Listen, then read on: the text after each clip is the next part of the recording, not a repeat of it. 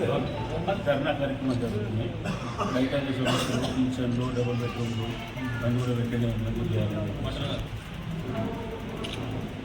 పరిష్కారం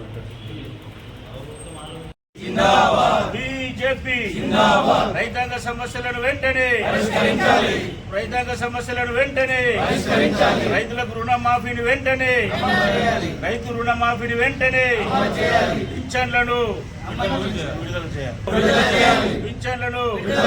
అర్హులైన పేదలకు డబుల్ బెడ్రూమ్లను ప్రజా సమస్యలను పరిష్కరించడంలో విఫలమైన కాంగ్రెస్ పార్టీ కూడా రుణమాఫీ చేయలేదు. అదేవిధంగా ఈరోజు మరి అధికారంకి వచ్చినటువంటి వెంటనే పింఛన్లు అర్హులైన వాళ్ళందరూ కూడా పింఛన్లు ఇస్తామన్నారు. ఏ ఒక్క నిరుపేదలకి ఇలా పింఛన్లు రావడం లేదు. మహిళలకు 2,500 రూపాయలు ఇస్తానని చెప్పిళ్ళు, ఒక్క మహిళకు కూడా ఇవ్వడం లేదు. దాంతోపాటు ఇవాళ ప్రతి ఒక్కరికి డబుల్ బెడ్రూమ్లు ఇందిరమ్మ ఇల్లు ఇస్తామని చెప్పేసి ఒక్కరు కూడా ఇలా ఇందిరమ్మ ఇళ్లను మంజూరు చేసినటువంటి చరిత్ర ఇలా కాంగ్రెస్ పార్టీకి లేదు.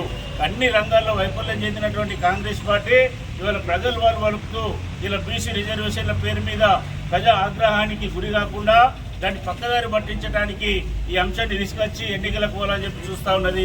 ఏది ఏమైనప్పటికీ ఇలా ప్రజలు కాంగ్రెస్ పార్టీని చీకూడుతూ ఉన్నారు. ఇక్కడ ఉన్నటువంటి ప్రజా వ్యతిరేక విధానాలు అవలంబిస్తున్నటువంటి రాష్ట్ర ప్రభుత్వానికి తగిన గుణపాఠం చెప్పే విధంగా రాబోయేటువంటి స్థానిక ఎన్నికలలో ప్రజలు కాంగ్రెస్ పార్టీకి మంచి బుద్ధి చెప్పబోతా ఉన్నారు. కాబట్టి భారతీయ జనతా పార్టీ వల్ల రాష్ట్ర వ్యాప్తంగా అన్ని తెలంగాణ జిల్లాలో ఉన్నటువంటి తహసీల్ కార్యాలయాల ముందు ధర్నా కార్యక్రమాలు నిర్వహించి వినతి పత్రాలు సమర్పించడం జరుగుతూ ఉన్నది. వెంటనే ప్రభుత్వం స్పందించి సమస్యలు పరిష్కరించకపోతే రేపు జిల్లా కలెక్టర్లను కూడా దిగ్బంధం చేస్తామని చెప్పేసి, అదేవిధంగా రాష్ట్ర వ్యాప్తంగా ఆందోళన ఉధృతం చేస్తామని చెప్పి భారతీయ జనతా పార్టీ హెచ్చరిస్తూ ఉన్నది.